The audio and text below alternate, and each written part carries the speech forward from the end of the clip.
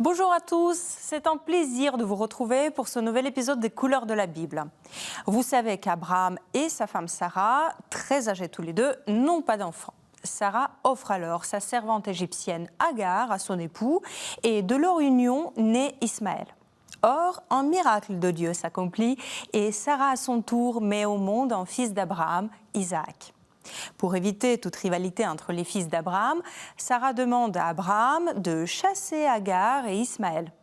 Le peintre hollandais Nicolas Maas peint son tableau en 1653.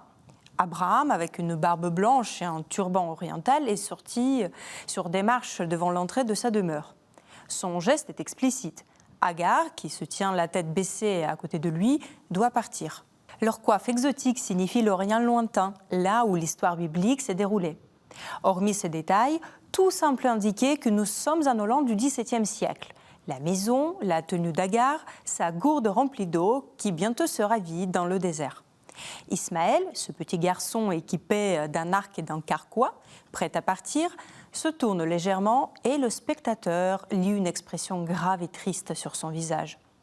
L'image est touchante et sobre. Agar y apparaît comme une femme qui accepte son destin avec humilité. Un autre tableau peint à la même époque, cette fois-ci en Italie par Francesco Cozza, donne une image différente d'Agar. C'est la suite de l'histoire. La mère et son fils errent dans le désert de Beersheba.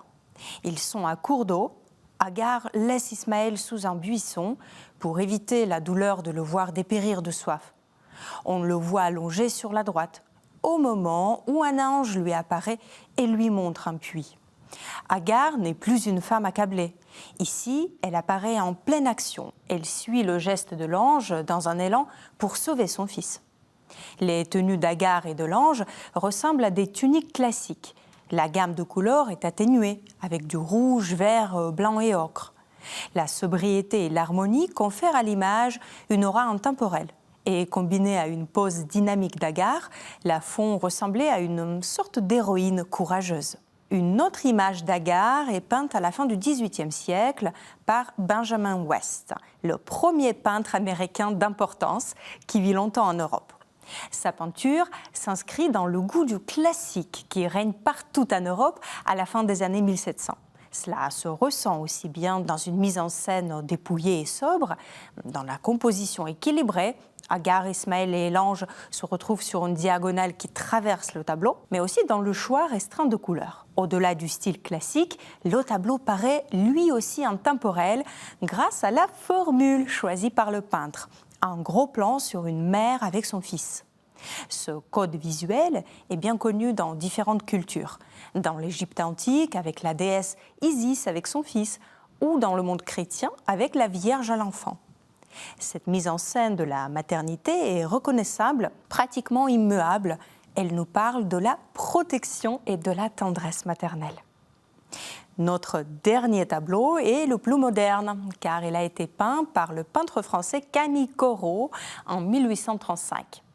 D'ailleurs, c'est le cas d'un autre tableau où Agar et Ismaël apparaissent tout petits au premier plan, perdus au milieu d'un vaste paysage aride que Corot peint d'après nature. Agar apparaît ici comme une mère désespérée. Et l'étendue de cette terre infertile semble incarner le destin qu'elle redoute tant. Pourtant, il y a bien une issue. Ismaël a de l'avenir, tout comme une nation qui viendra de lui, comme dit le texte. Et cette issue est si positive et joyeuse qu'elle ne paraît improbable à cet instant à Agar en train de se tourmenter.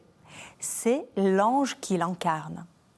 Aux couleurs du ciel, il survole le désert, comme si une substance éthérée venait de se matérialiser. Un miracle inattendu, une solution au moment où l'on n'y croit plus. N'est-ce pas cette espérance que le peintre voulait nous transmettre ? Quelle mère est Agar ? Les peintres l'ont imaginée sous différents aspects, tantôt modeste et docile face au destin, tantôt combattante et active, protectrice, parfois désespérée, et par toutes ses qualités et émotions très humaines, comme tous les personnages de l'Ancien Testament qui prennent vie dans les tableaux. Je vous remercie de nous avoir suivis aujourd'hui. N'hésitez pas à partager cette émission à partir du site ktotv.com ou à partir des réseaux sociaux et je vous retrouve la semaine prochaine.